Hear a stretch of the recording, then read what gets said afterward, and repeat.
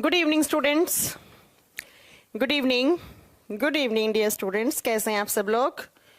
Good evening everyone. जल्दी से live आइए, फिर आज की क्लास स्टार्ट करते हैं। अच्छा, आ चुके हैं पिंकी पांडे, आ चुके हैं सुरभि कुमारी, आ चुके हैं राहुल, आ चुके हैं प्रियंका, शुभम कुमार, जितेंद्र कुमार, राजीव, और उसके बाद आ चुके हैं प्रिया परमार, आ चुकी हैं राहुल करके, आ चुके हैं राजीव, आ चुके हैं आकांक्षा गुप्ता, आपका नाम तो आज मैंने पहली बार सुना, नेहा आ चुकी हैं, और कौन है इधर पे रोहित करके कुछ हैं बच्चे। तो बहुत सारे बच्चे लाइव आ चुके हैं, और आपके लाइव आ चुके हैं, और वैसे ठंड आ चुकी है, मालूम है ना आपको, सर्दी आ चुकी है। आज बड़ा दिल्ली में ठंड है, आप देख भी रहे होंगे मैंने कितना मोटा सा जैकेट पहन रखा है। आज बड़ी ठंड हो रही है दिल्ली में। आज नहीं, अब ठंड आई चुकी है, मतलब दिल्ली में, ऐसा मानो आप आपके यहाँ कैसा हाल है वो तो आप लोग बताओ कि आपके यहाँ क्या है, ठंड वगैरह ज्यादा आ चुकी है क्या? ध्यान रखिएगा अपना। हाँ जी सुरभि, दानी कुमार गुड इवनिंग, राजीव जी राधे राधे, सबको गुड इवनिंग। चलो एक है आकांक्षा नायक, चलो आकांक्षा नायक कह रही मेरा नाम ले लो, ले लिया आकांक्षा। चलिए फिर आज की क्लास स्टार्ट करते हैं। हमारा चैप्टर चल रहा था ह्यूमन न्यूट्रिशन, और ह्यूमन न्यूट्रिशन में हमने कार्बोहाइड्रेट कंप्लीट कर ली थी, हम प्रोटीन्स के बारे में पढ़ रहे थे, और प्रोटीन के बारे में कुछ पॉइंट मैंने आपको नोट करवाए थे, बाकी आज हम आगे कंटिन्यू करने वाले हैं।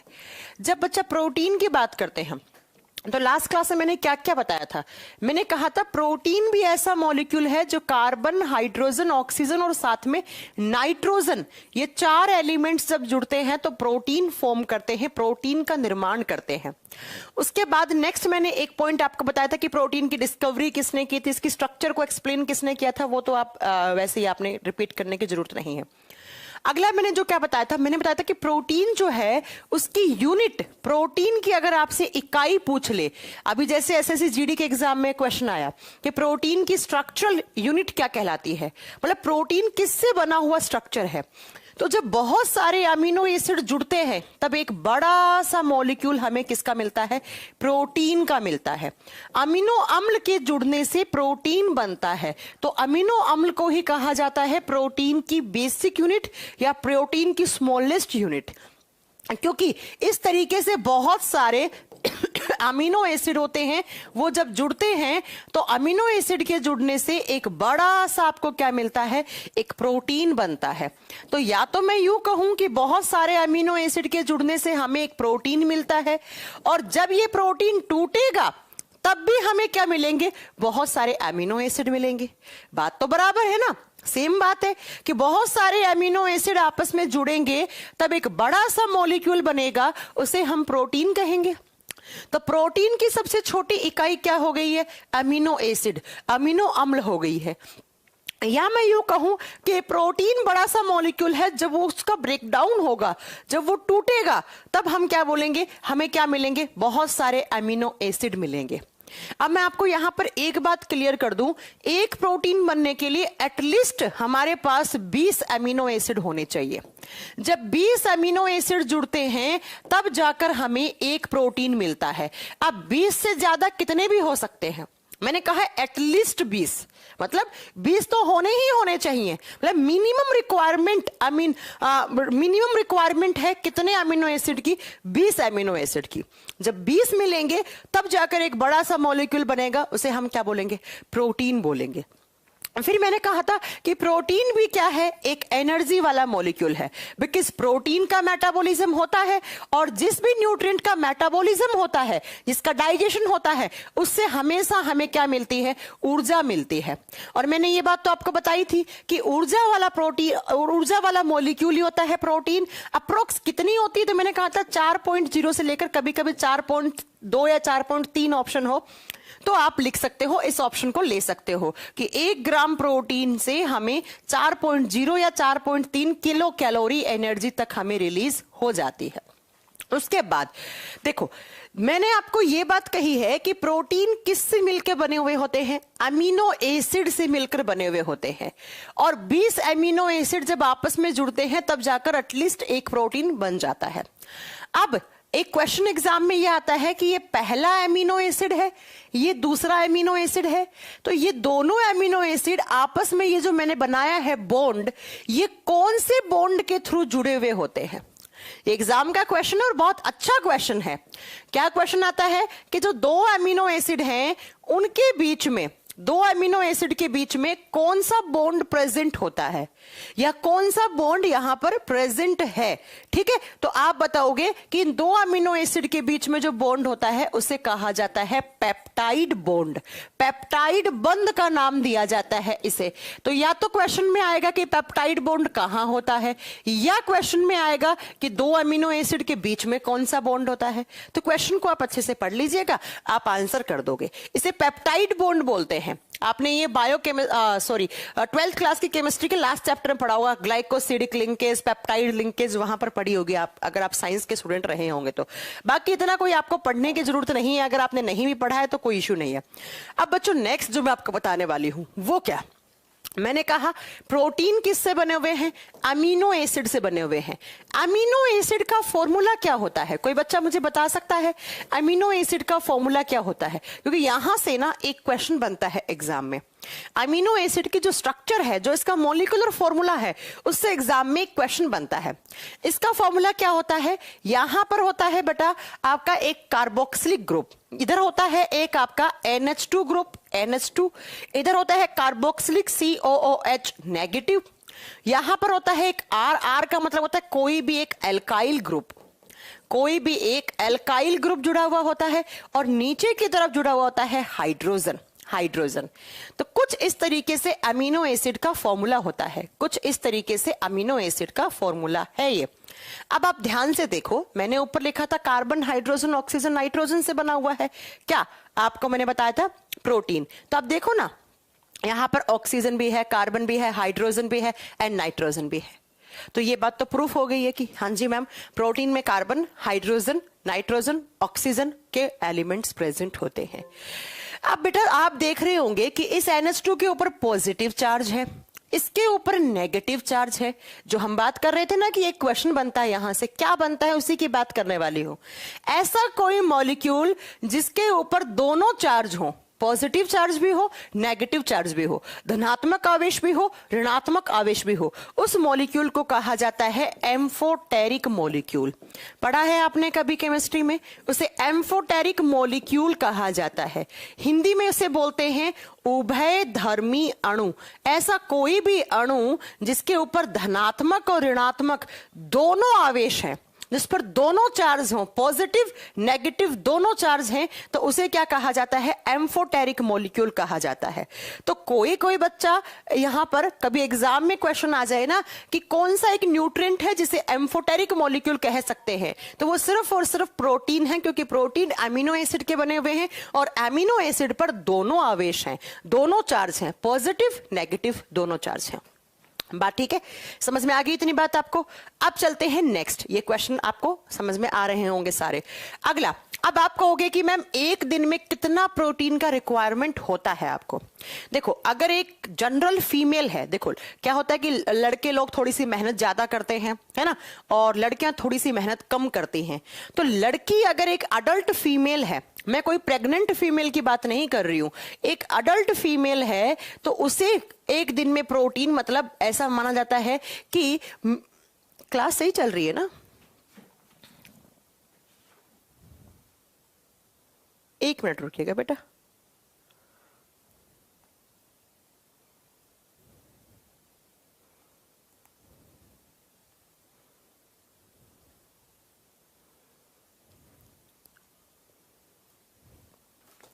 सही चल रही है, ठीक है।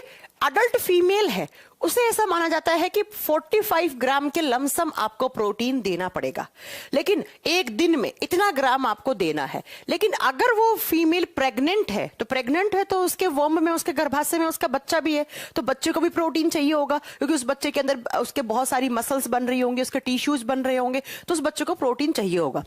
तो अगर कोई लड़की प्रेग्नेंट है या गर्भवती महिला है, तब उसे चाहिए होता है बच्चों 70 से लेकर 75 ग्राम पर डे प्रोटीन। और अगर एक अडल्ट मेल है, तो मेल को एक फीमेल से 10 ग्राम प्रोटीन ज्यादा चाहिए होता है, मतलब बोले तो 55 ग्राम पर डे। लेकिन अब मैं आपको एक बात बता दूं, जो छोटे बच्चे होते हैं, 1-1.5 साल के बच्चे होते हैं, उन्हें ज्यादा मात्रा में प्रोटीन चाहिए होता है। ऐसा क्यों, उसका रीजन अभी पता चलेगा। अगर आप एक चाइल्ड की बात करते हो, एक बच्चे की बात करते हो, तो बच्चे की डाइट में हमेशा प्रोटीन ज्यादा होना चाहिए। उससे अप्रोक्स 90 ग्राम पर डे प्रोटीन की जरूरत होती है। इसका रीजन क्या है? प्रोटीन का फंक्शन।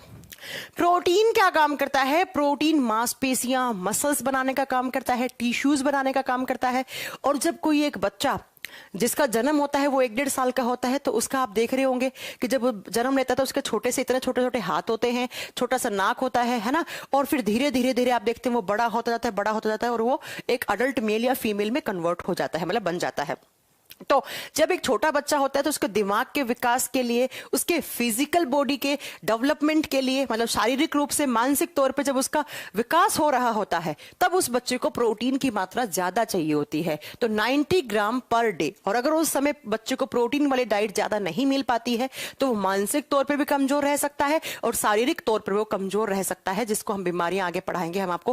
क्वासियोरकर या फिर मेरास्मस नामक डिजीज हो सकती है उस बच्चे के अंदर, जो थोड़ी देर के बाद पढ़ेंगे हम। ठीक है, तो ये हो गई है रिक्वायरमेंट पर डे में कितने रिक्वायरमेंट आपको चाहिए एक प्रोटीन की। ठीक है, अब हम बात करते हैं जब प्रोटीन की, तो मैं आपको पहले बता दूं प्रोटीन के फंक्शन क्या क्या होते हैं, ताकि बाद में आप बाकी चीजें बाद में पढ़ेंगे। प्रोटीन का फंक्शन क्या है? एक काम तो आपको पता चल गया कि प्रोटीन से हमें एनर्जी मिलेगी। हाँ जी मैम, आपने बता दिया है, ये एनर्जी देने का काम करते हैं हमारे बॉडी में, एनर्जी देने का काम करते हैं, का कार्य करते हैं। इट प्रोवाइड एनर्जी ऑल्सो, है ना, एनर्जी देने का कार्य करते हैं, पहला काम तो। क्योंकि 1 ग्राम प्रोटीन में कितने कैलोरी बता दी है मैंने आपको, एनर्जी बता दी है। दूसरा, प्रोटीन का काम क्या होता है बेटा? जब भी कहीं पर कोई वाउंड हो जाता है, वाउंड का मतलब घाव, उस घाव को भरने में सहायक होते हैं। ये वाउंड हीलिंग का काम करते हैं। और वाउंड हीलिंग का मतलब होता है जब कहीं पर भी आपको कोई चोट लगती है, आपका मांस फट जाता है ना, तो डॉक्टर क्या कहता है कि नॉनवेज खाओ, क्योंकि नॉनवेज में प्रोटीन ज्यादा होता है। दूध ज्यादा पियो, डॉक्टर बोलता है।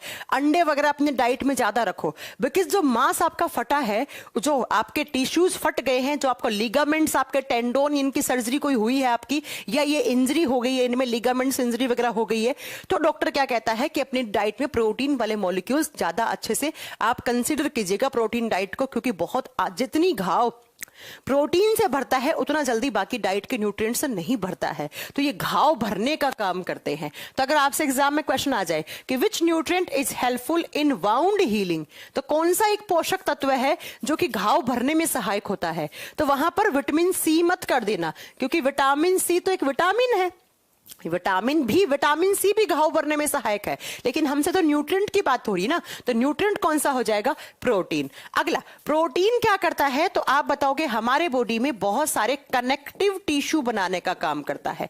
कनेक्टिव टिश्यू का मतलब होता है संयोजी ऊतक।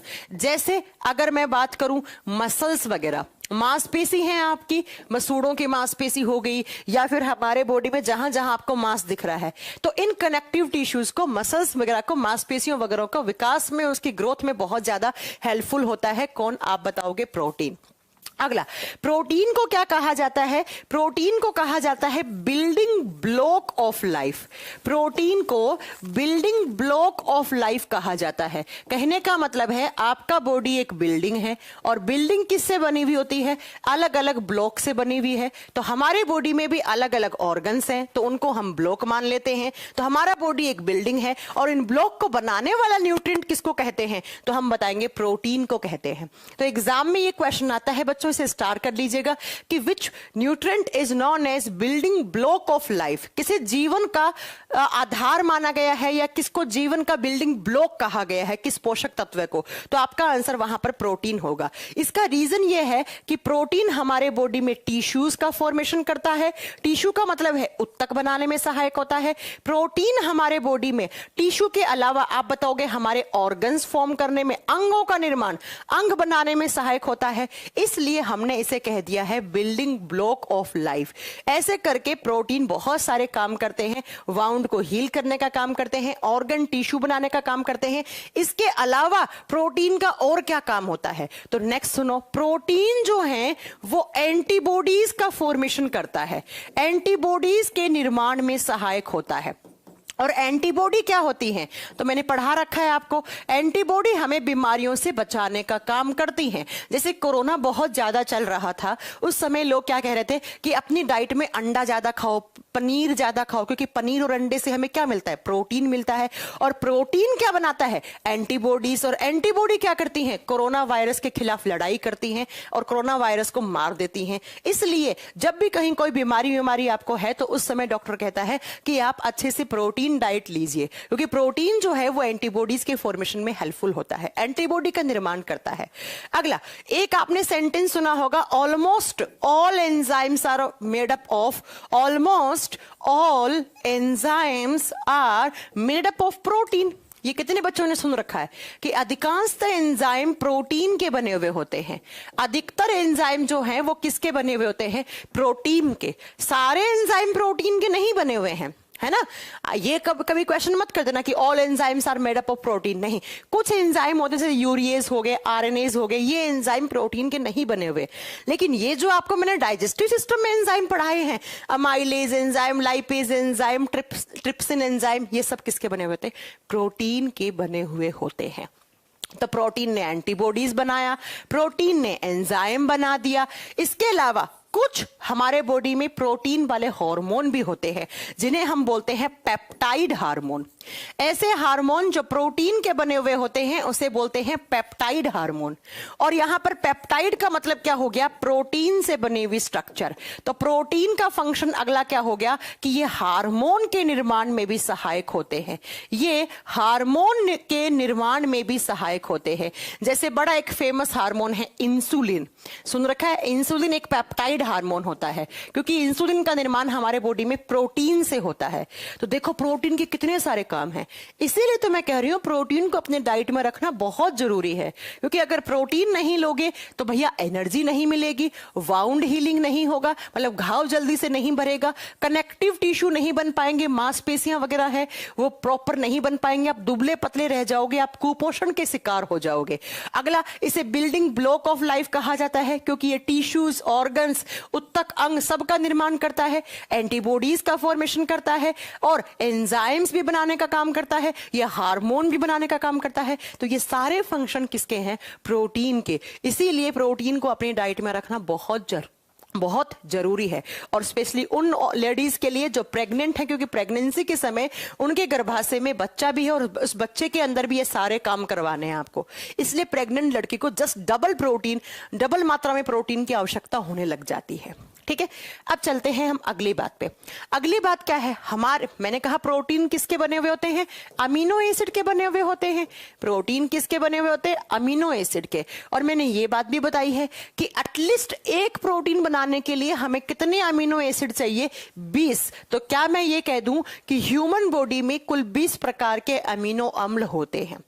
क्या मैं ये कह दूं कि ह्यूमन बॉडी में, मनुष्य के शरीर में कुल 20 प्रकार के अमीनो एसिड पाए जाते हैं। किसी बच्चे को कोई दिक्कत होगी, नहीं होगी। भाई मैंने एटलीस्ट 20 बोला तो 20 तो है ही है। तो ह्यूमन बॉडी में कुल 20 प्रकार के अमीनो अम्ल पाए जाते हैं, और इन अमीनो एसिड को हम 2 कैटेगरी में डिवाइड करते हैं। किस अकॉर्डिंग, किसके आधार पे, वो बात करेंगे। पहली कैटेगरी होती है, उसे बोलते हैं एसेंशियल अमीनो एसिड। ध्यान से सुनना, पहली को बोलते हैं एसेंशियल अमीनो एसिड। हिंदी में इसे कहा जाता है आवश्यक अमीनो अम्ल, या इसे हिंदी में कहा जाता है तात्विक अमीनो अम्ल। तात्विक बोलो या आवश्यक बोलो। दूसरे होते हैं non essential amino acid, 2 number पे आते हैं, उसे बोलते हैं नॉन एसेंशियल अमीनो एसिड, और हिंदी में कहा जाता है अनावश्यक या अतात्विक या अनावश्यक अमीनो अम्ल। तो प्रोटीन को, प्रोटीन नहीं, आप क्या बोलोगे, अमीनो एसिड को 2 कैटेगरी में डिवाइड किया गया है। Essential amino acid, non essential amino acid, इनका मीनिंग समझ में आना चाहिए, ये कितने कितने नंबर में होते हैं वो समझ में आना चाहिए। बाकी कोई ऐसे इनके एग्जाम्पल वगैरह इंपॉर्टेंट नहीं है आप लोगों के लिए, वो आप नहीं भी याद करोगे तो भी आपका काम चल जाएगा। अब सबसे पहले आप इस लाइन का मीनिंग समझो, इसेंशियल नॉन इसेंशियल का मतलब क्या है। हिंदी में लिखा हुआ है आवश्यक। हमें आवश्यकता किसी भी चीज की कब होती है? जब वो हमारे पास नहीं होती है। मुझे किसकी आवश्यकता है? इस मार्कर की है। मेरे पास ये मार्कर नहीं है तो मुझे इस मार्कर की आवश्यकता है। ठीक है, तो ऐसे प्रोटीन जो हमारे बॉडी में नहीं है, जो प्रोटीन हमारा शरीर नहीं बना सकता और हमेशा हमेशा हमें उनकी आवश्यकता होती है, ऐसे प्रोटीन को आवश्यक या तात्विक अमीनो एसिड, या प्रोटीन भी कह सकते हो आप, कोई बड़ी बात नहीं है। ठीक है, एसेंशियल अमीनो एसिड कहा जाता है। मतलब जो मेरे बॉडी में नहीं है। मैंने आपको ये बात तो बता रखी ना, कुछ प्रोटीन हमारे बॉडी में बनते हैं, कुछ हम बाहर से डाइट की फॉर्म में लेते हैं। ये बात तो भैया आपने पढ़ा तो है, आरएनए, राइबोसोम, प्रोटीन बनाने वाली फैक्ट्री होती है। तो कुछ प्रोटीन तो हमारी सेल्स खुद बना लेती हैं, लेकिन सारे प्रोटीन नहीं बना पाती हैं वो। तो ऐसे प्रोटीन जो हमारे शरीर में नहीं बनते हैं और जिनकी आवश्यकता हमारे शरीर को हमेशा रहती है कि भाई कहीं से मिल जाए वो, है ना। और कहीं से तो किसकी फॉर्म में? आप बताओगे डाइट की फॉर्म में लोगे। अब ये थोड़ी है कि प्रोटीन के लिए कोई एक पाइप लगाओगे, उसके अंदर से प्रोटीन ले लोगे, नहीं। हम क्या करेंगे? अपनी डाइट में खाने को उन सप्लीमेंट्स को ऐड कर लेंगे जिनसे हमें प्रोटीन मिलेगा। तो ऐसे प्रोटीन जिसका निर्माण शरीर में नहीं होता है, शरीर में निर्माण नहीं होता है जिनका, उन प्रोटीन को हम क्या कहते हैं? आप बताओगे इसेंशियल अमीनो एसिड या इसेंशियल प्रोटीन कहा जाता है। उनको आवश्यक अमीनो अम्ल या आवश्यक प्रोटीन कहा जाता है। और वो हम उनकी कमी हम किससे पूरी करते हैं? अपनी डाइट से। डाइट का मतलब अपना खाने से, अपने खाने में उनको ऐड कर लेंगे ज्यादा। ठीक है, और इनकी संख्या में, ये नंबर में कितने होते हैं? तो ये 9 होते हैं। तो 9 ऐसे अमीनो एसिड होते हैं जिनका निर्माण हमारे बॉडी में नहीं होता है और हमेशा हमें उनकी आवश्यकता रहती है, इसलिए उन्हें एसेंशियल अमीनो एसिड कहा जाता है। अब इनके लिए आप क्या क्या खाओगे? आप डाइट में अंडा लीजिए, अंडे से मिलेंगे आपको। इसके अलावा आप दूध पीजिए, दूध से आपको मिलेंगे। आप नॉन वेजिटेरियन हैं तो नॉन वेज खाइएगा, उससे मिलेंगे। आप फिश खाइएगा, मछली खाइए, उससे मिलेंगे आपको ये प्रोटीन। इसके अलावा आप सोयाबीन खाते होंगे, सोयाबीन सबसे अच्छा सोर्स माना जाता है, सबसे ज्यादा प्रोटीन सोयाबीन में होता है। उसके बाद अंडे में होता है, उसके बाद पनीर में होता है। आप पनीर खा लो, आप चीज खा लो, इन सबसे आपको क्या मिलेगा? आप पल्सेस, दालें खा लो, इन मूंगफली खा लो, नट्स खा लो, आप बादाम वगैरह खा लो, इस सबसे हमें क्या मिलेगा? प्रोटीन। तो जो एसेंशियल अमीनो एसिड्स होते हैं उनकी हम रिक्वायरमेंट कहां से पूरी करते हैं? अपनी डाइट में सप्लीमेंट्स ऐड कर लेते हैं। जैसे आपने अंडा ज्यादा कर दिया, नॉन वेजिटेरियन तो नॉन वेज ज्यादा खाओ, मछली खाओ, सोयाबीन। सोयाबीन में बहुत ज्यादा प्रोटीन होता है। ऐसा कहा जाता है कि अगर आप 100 ग्राम सोयाबीन खा रहे हैं तो अप्रोक्स 45 से 50 ग्राम तो आप उसमें प्रोटीन खा ही रहे हैं। उसके बाद अंडे में भी होता है। अगर आप एक अंडे की बात करते हो तो एक अंडे में अप्रोक्स 6 से 7 ग्राम के, 6 या 6.5 ग्राम के लमसम प्रोटीन होता है। ठीक है, तो सबसे ज्यादा अगर आपसे पूछ ले कि प्रोटीन का अच्छा सोर्स किसे माना गया है तो आप क्या आंसर करके आएंगे? Soybean is the best source for protein production. उसके बाद क्या करेंगे? अंडा। उसके बाद मूंगफली में भी होता है, दालों में भी होता है, पनीर में भी होता है, ये सब आप लिख लेंगे। तो ऐसे प्रोटीन जो हमारे बॉडी में नहीं बनते हैं और जिसकी हमेशा हमारे शरीर में आवश्यकता रहती है, उसे हम बोलते हैं एसेंशियल अमीनो एसिड। दूसरी तरफ ऐसे आते हैं जो हमारा बॉडी खुद से बना लेता है, बॉडी के अंदर बनते हैं, बॉडी खुद से बना लेता है, बॉडी के अंदर बनते हैं, ये अपने आप बना लेता है। उन प्रोटीन को हम क्या बोलते हैं? Non essential protein. और इनकी जब अंदर है आपके बॉडी में तो इनकी कमी तो हो ही नहीं सकती आपको। तो जनरली हमारे बॉडी में एसेंशियल अमीनो एसिड की ही कमी पाई जाती है। ठीक है, क्योंकि ये तो हमारा बॉडी खुद से बना लेगा। तो याद रखिएगा, ऐसे प्रोटीन जो बॉडी खुद इटसेल्फ, वो खुद अपने आप बना ले, उसे आप क्या बोलोगे? Non essential amino acid. और ये कितने बचे? 20 में से 9 हटा दिए तो इनका नंबर क्या होता है? 11। तो 11 ऐसे अमीनो एसिड हैं जो आपके बॉडी में बन जाते हैं, लेकिन कुछ अमीनो एसिड ऐसे हैं जो आपके बॉडी में नहीं बनते हैं। और कुछ प्रोटीन, आप अमीनो एसिड या प्रोटीन बोलो, बात तो यहां पर एक ही हो रही है। तो वो आप कहां से लोगे? अपनी डाइट की फॉर्म में लोगे। अब मैं जैसे बात करती हूं कि हमारे बॉडी में जो अमीनो एसिड या प्रोटीन है वो कौन कौन से हैं। आपने सुना होगा कि हमारे बालों में हो गया, नाखूनों में हो गया, बाल हेयर्स हो गए, नेल्स हो गए, गाय भैंस के, और क्या होते हैं वो सींग होते हैं, खुर होते हैं उनके, है ना, खुर, सींग, और इसके अलावा बाल, नाखून, इन सब में एक प्रोटीन होता है जिसका नाम होता है केराटिन प्रोटीन। केराटिन प्रोटीन पाया जाता है इन सब में। और केराटिन भी दो टाइप का होता है, एक होता है अल्फा केराटिन, एक होता है बीटा केराटिन। तो याद रखिएगा कि गाय में, भैंस में, और उनके जो खुर होते हैं, उनके सींग होते हैं, या बालों में, नाखूनों में, इनमें जो प्रोटीन होता है वो होता है हमेशा अल्फा केराटिन। बीटा केराटिन कहाँ होता है? जो मकड़ी का वोब होता है, मकड़ी का वोब का मतलब मकड़ी का जो जाल होता है उसके अंदर पाया जाता है। मकड़ी का जो जाल, मकड़ी का जाल देखा है आपने कभी? उसके अंदर जो प्रोटीन होता है उसका नाम होता है बीटा केराटिन। बीटा केराटिन किसके अंदर होता है? मकड़ी के जाल के अंदर, ठीक है, स्पाइडर वेब के अंदर होता है। इस बात को आप याद रखिएगा। ऐसे ही बच्चा आपको मैं बता देती हूं कि हमारी जो खून होता है, ब्लड में जो प्रोटीन होता है, ब्लड में तो वैसे बहुत सारे प्रोटीन होते हैं, लेकिन एक मेन हीमोग्लोबिन भी क्या है?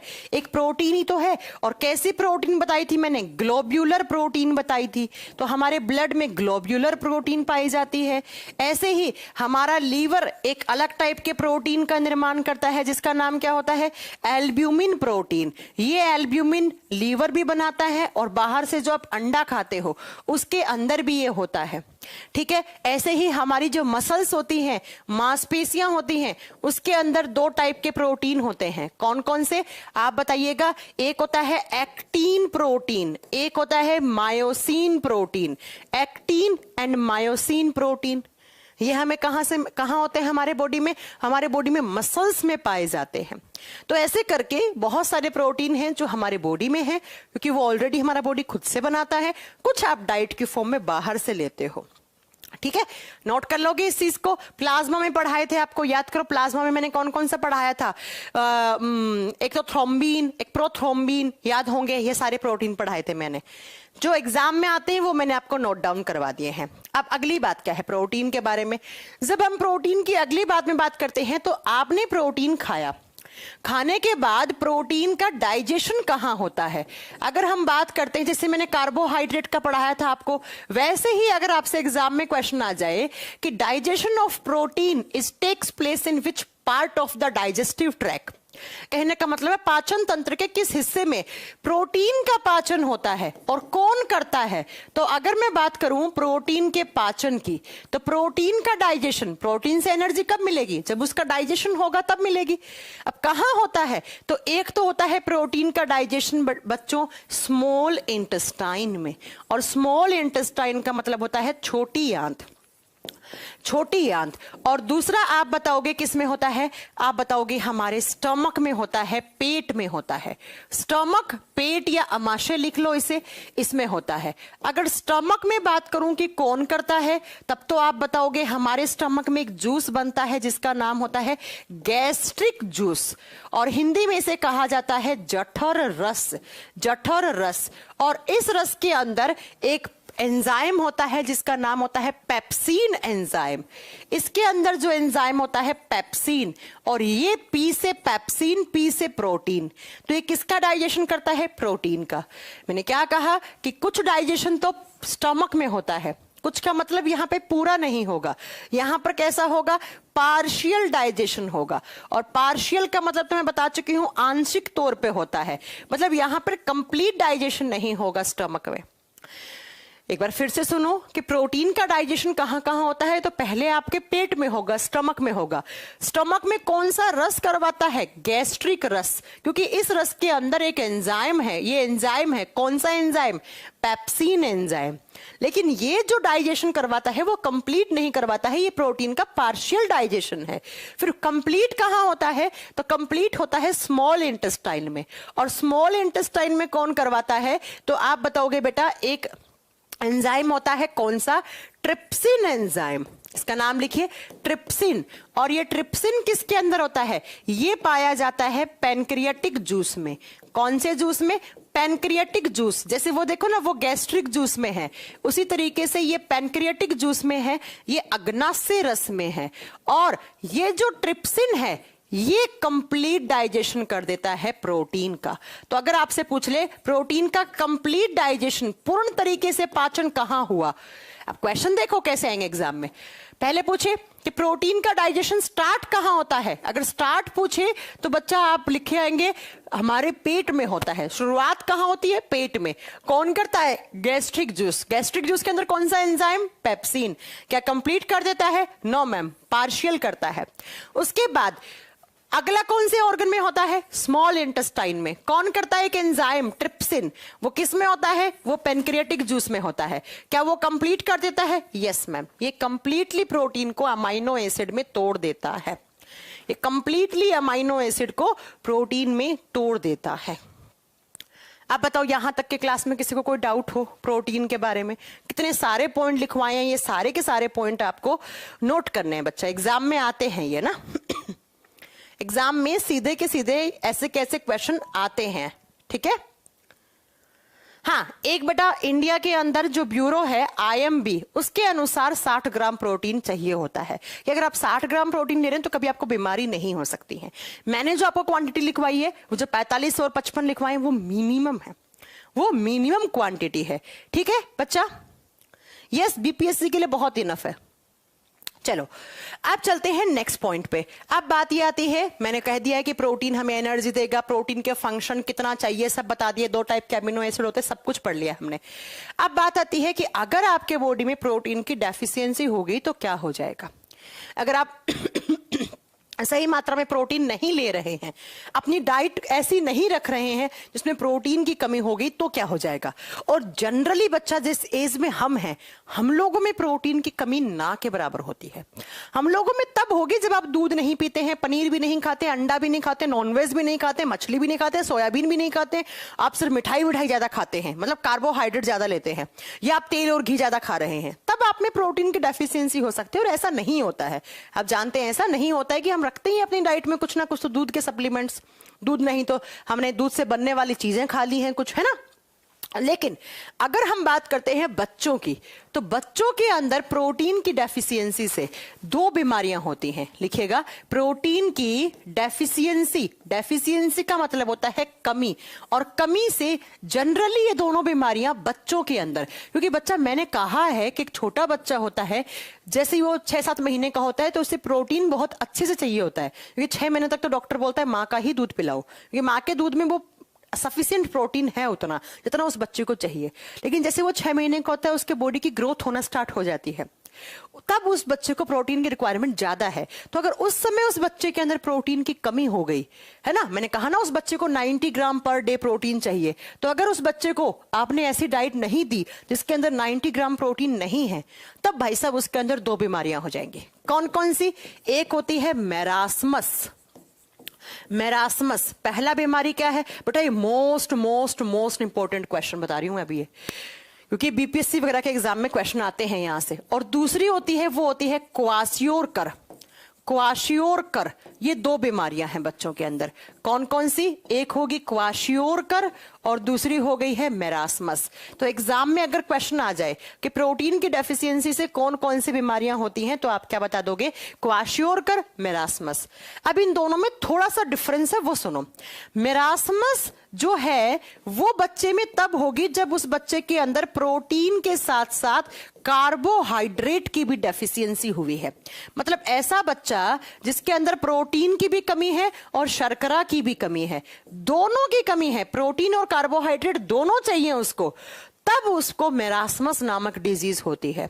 लेकिन ऐसा बच्चा जिसके अंदर प्रोटीन की डेफिशिएंसी हो गई, सिर्फ अकेली प्रोटीन की कमी है, तब उसके अंदर क्वाशियोरकर नामक रोग हो जाता है। और जनरली क्वाशियोरकर जो है वो 2 से 5 साल तक के बच्चों में ज्यादा देखा गया है।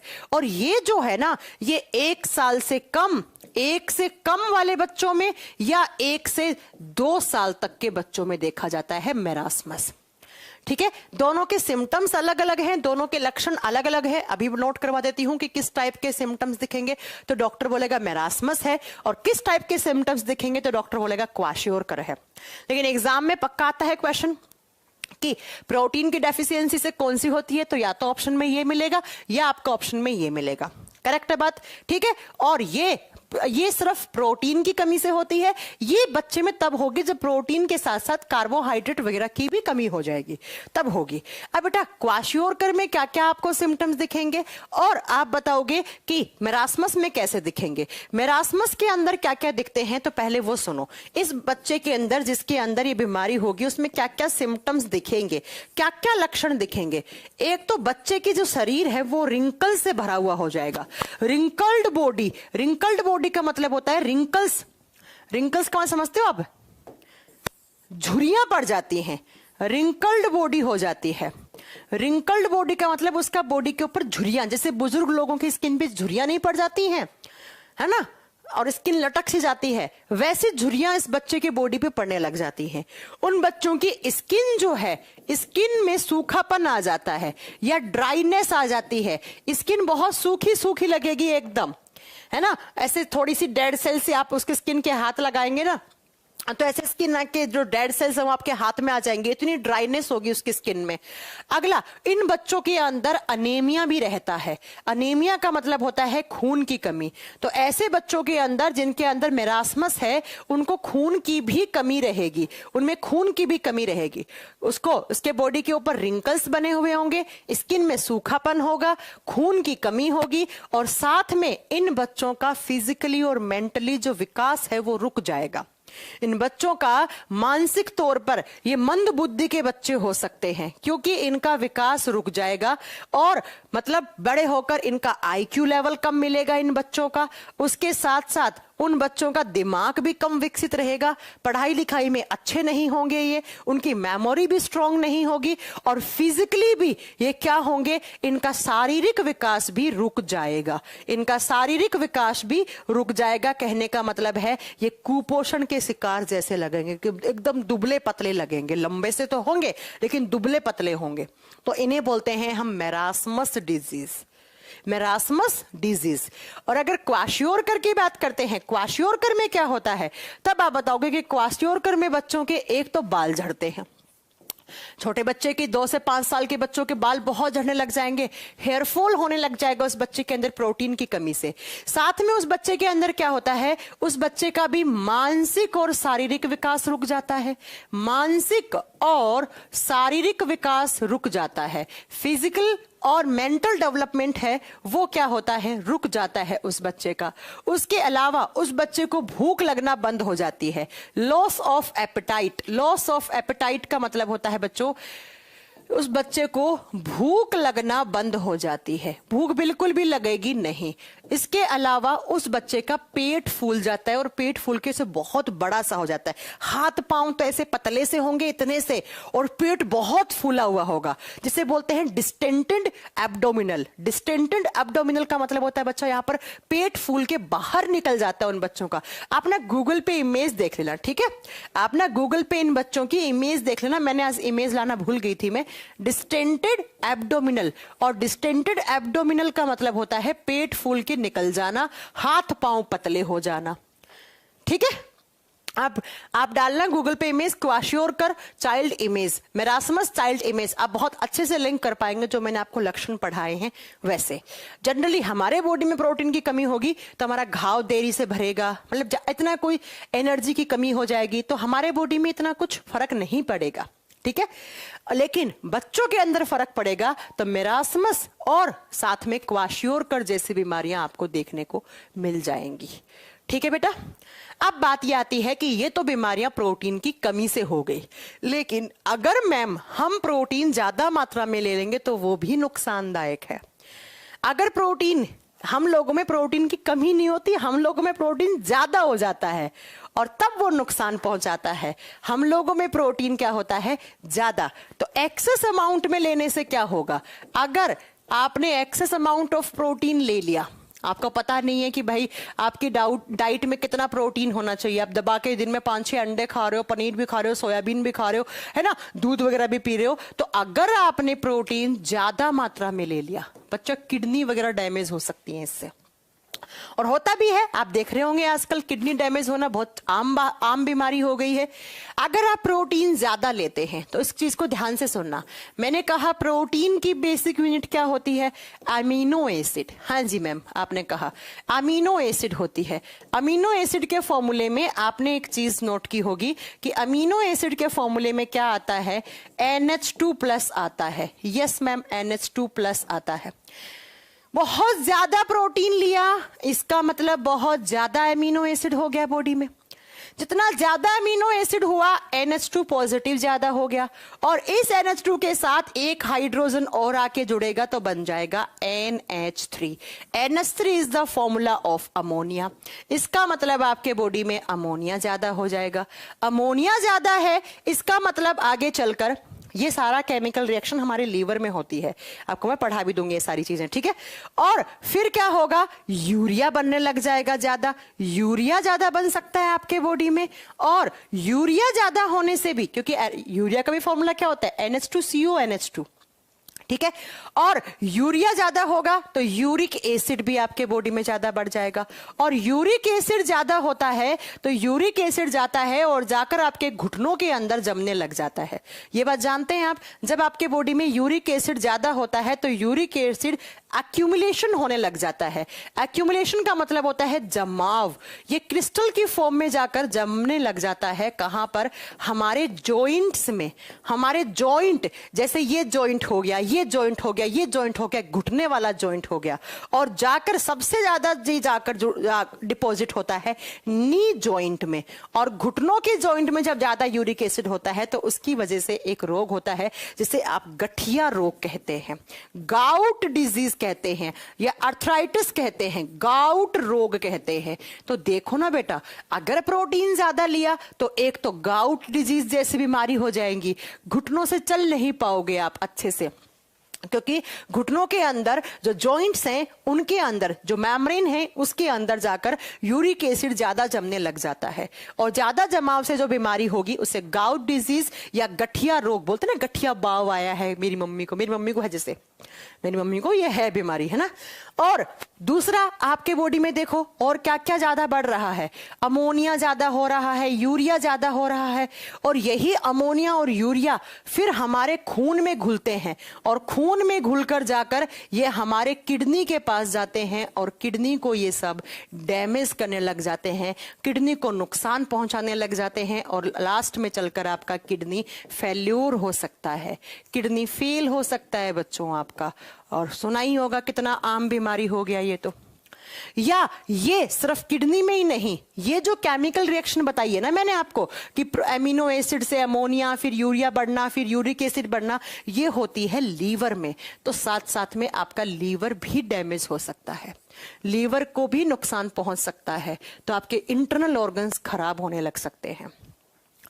किसके ज्यादा से? आप बताओगे बेटा, किसके ज्यादा होने से? हाँ जी अक्षय कुमार, हो गया। उसमें कोई चैप्टर बचा है तो आप बता दीजिएगा, मैं एक बार फिर से एक्सप्लेन करती हूँ इस चीज को, ठीक है। देखो, हमारे जो हम जिस उम्र में हैं, मतलब अडल्ट मेल फीमेल के बाद, बच्चों में तो कमी हो सकती है, बच्चों में प्रोटीन ज्यादा नहीं होता और हम लोगों में प्रोटीन की कमी नहीं होती है। दोनों सेंटेंस को अच्छे से समझना। मैंने कहा अगर आपने प्रोटीन ज्यादा लिया तो प्रोटीन ज्यादा लोगे तो प्यारे बच्चों, प्रोटीन का बेसिक फॉर्मूला, बेसिक यूनिट क्या होती है? Amino acid. अमीनो एसिड में NH2 होता है, एक हाइड्रोजन तो अपने बॉडी में होते ही है। अगर एक हाइड्रोजन आयन और आके जुड़ गया तो अमोनिया बन गया, इसका मतलब हमारे बॉडी में अमोनिया ज्यादा हो जाएगा। यूरिया का फॉर्मूला क्या होता है? NH2CONH2। तो भाई ये सब तो है अमीनो एसिड में, अमीनो एसिड में ये भी है, ये भी है, ये भी है, ये भी है।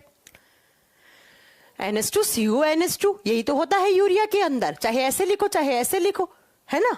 तो क्या हो गया आप बताओगे बेटा? तो यूरिया ज्यादा हो गया, यूरिया ज्यादा हो गया तो यूरिक एसिड भी ज्यादा हो गया, और यही यूरिक एसिड जाकर हमारे घुटनों के जॉइंट्स में जमता है, तो घुटनों के प्रॉपर मूवमेंट में बहुत प्रॉब्लम आती है। और घुटनों के आप जब उठते हो, सीढ़ियां चढ़ते हो, उस समय आपके घुटनों पे बहुत प्रेशर सा क्रिएट होता है और मेम्ब्रेन फटने लग जाती है, और उसके अंदर बहुत ज्यादा ये क्रिस्टल्स, ऐसे यूरिक एसिड के ऐसे ये जमाव।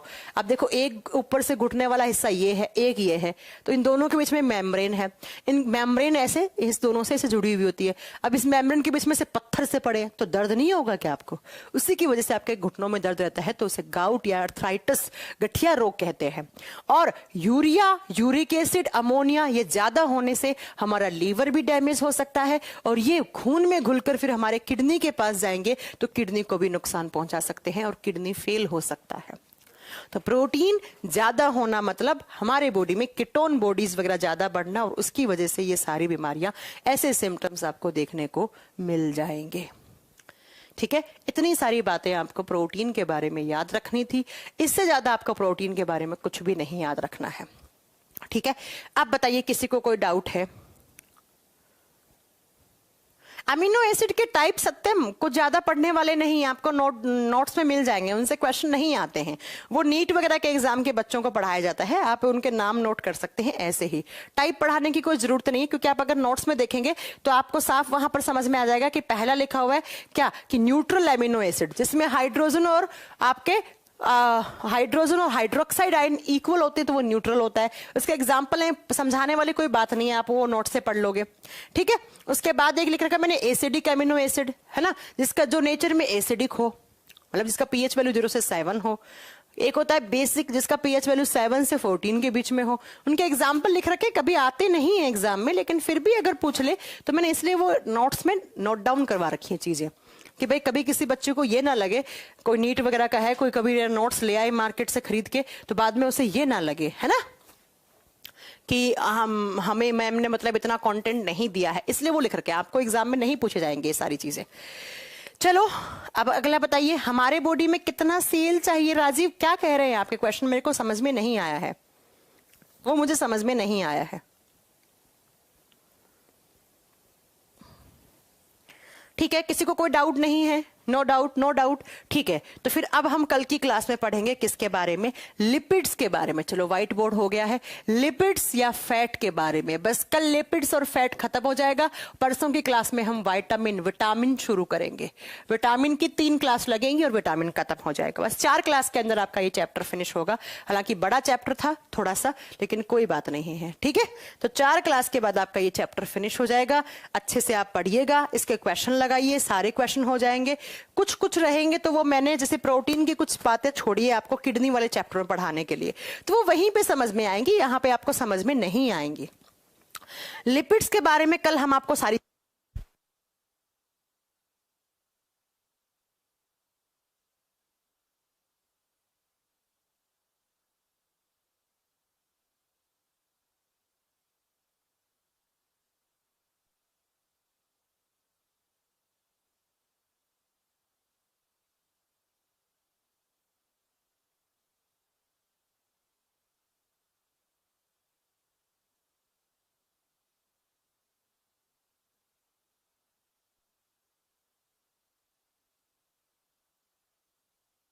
रही हूं कि कल की क्लास बिल्कुल भी मिस मत करना, बिकॉज कल मैं आपको लिपिड्स वाले चैप्टर में पढ़ाऊंगी। थोड़ा सा वो समझने वाली चीजें हैं।